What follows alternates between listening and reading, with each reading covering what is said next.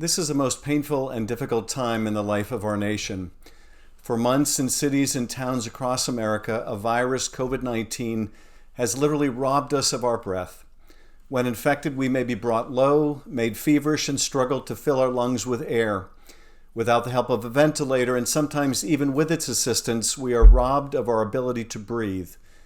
And although this virus can strike anyone and has infected young and old alike, the powerful and the powerless, it is proving most devastating to communities of color and those in disadvantaged communities, and particularly Black Americans. This makes sense, a shocking, grim sense, because while the virus itself does not discriminate, our system clearly does. Doctors speak of comorbidities, and for Black Americans, COVID-19 has been made exceptionally lethal by the presence of another virus that long preceded it. Only this second pathogen does not inhabit the patient, but sometimes his or her doctor or nurse, his neighbor or employer, the local emergency department, or the local police department. I speak, of course, of the virus of racism. Racism is the original sin of our nation. Our ancestors brought it with them to the New World, where settlers stripped the native inhabitants of their land, and a new government wiped out whole populations. Racism fueled our drive to send ships to the West African coast and other destinations, turning precious human lives into cargo and making slaves of fellow human beings.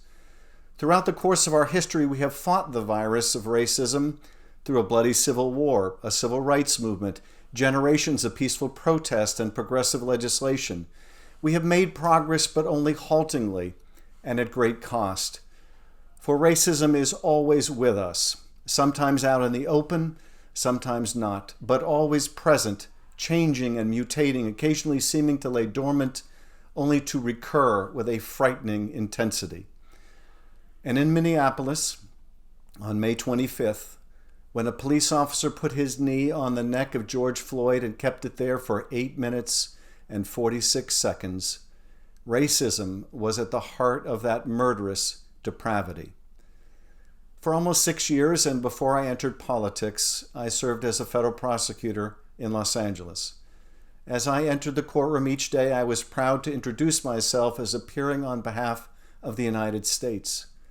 And although I helped to prosecute crooked cops and other corrupt officials, I believed that most of law enforcement to be good, well-intentioned, and courageous people. I still do. It is heartening to see many law enforcement officers marching today arm in arm with protesters, or taking a knee to express solidarity with those calling for an end to racial injustice. As President Obama recently said, these police officers are an important part of the conversation. And it is heartening, to quote the former president, that so many young people have been galvanized and activated and motivated and mobilized. That should make us all hopeful. We are witnessing a truly historic moment in which a diverse array of people from all walks of life are standing up, speaking out, and peacefully protesting for a desperately needed change in the country. And yet we have so far to travel. As a prosecutor, I was not naive enough to believe that there wasn't racism in our criminal justice system. But I believe that we were making real progress combating discrimination. It is difficult for me to have that confidence now. Not today. There is so much work to be done. The crushing and suffocating reality of police brutality against Black Americans is tragically everywhere. On country roads and city streets, in the dead of night and in broad daylight. Cities across America have become synonymous with unspeakable violence against people of color and all genders, but predominantly Black men and boys.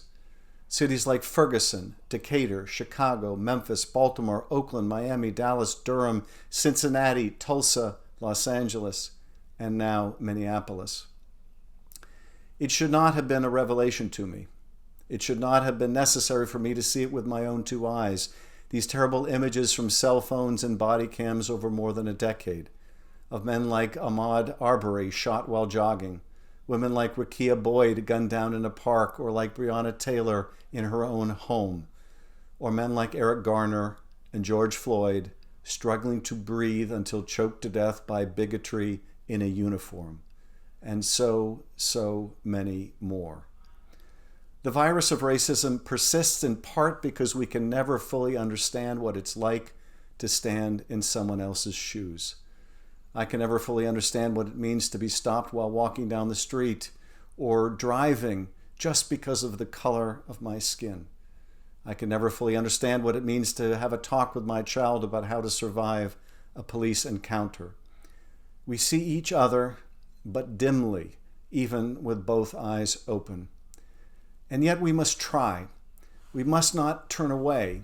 We must acknowledge our own implicit biases. We must join together, not stand apart or stay silent, and use our voices to lift up rather than divide. For more than 2 decades, I've been a legislator. I believe in the power of corrective action through collective action and the ability of the law to address injustice and the courts to effectuate justice. I believe in the power of oversight in Congress, in our state legislature, through police commissions and through public inquiry and protest. Many Americans, including those who cannot breathe and live in fear of the police, do not see these levers of power as protecting them or even representing them, and rightfully so. The same offices that can be used for good can and have been used to oppress. That must change. We can and must do better for those suffocating on our city streets, whether under the knee of a racist cop or from a system of justice that has perpetuated inequality and injustice. And we must do so with a sense of urgency because Black lives matter.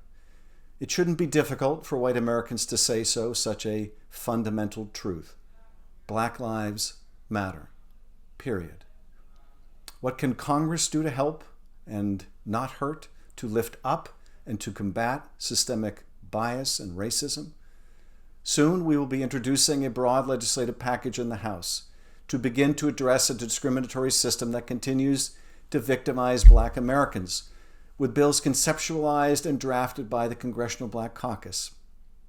But changes in the law are not enough. Changes in procedure and training alone will not do.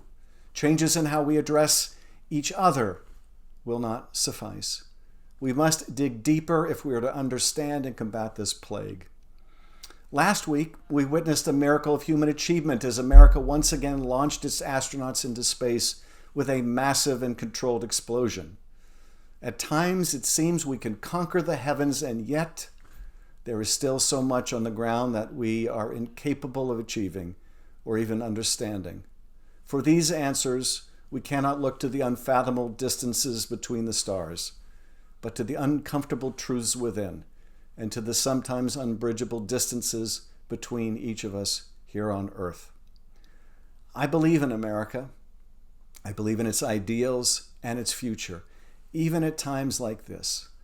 If Black Americans who have had to endure so much have never given up hope, if they believe that America can be a more perfect union and are willing to fight for that future as they have shown time and time again as they take to the streets, then who am I to lose faith? And for those who have lost hope, how can we together restore it? My job now is to lift up and do what I can to help heal. In times like these, I often turn to those who have led our nation in the past, to those who have spoken to our better angels and to our highest ideals. At another time of an unfathomable act of hatred and death, the bombing death of 4 little children in the 16th Street Baptist Church, Martin Luther King Jr. imagined what those 4 angels might have to say to a divided and grieving nation. They say to each of us, he said, Black and white alike, that we must substitute courage for caution. They say to us that we must be concerned not merely about who murdered them, but about the system, the way of life, the philosophy which produced the murderers. Their death says to us that we must work passionately and unrelentingly for the realization of the American dream. Amen. And let us do so with the fierce urgency of now. Thank you.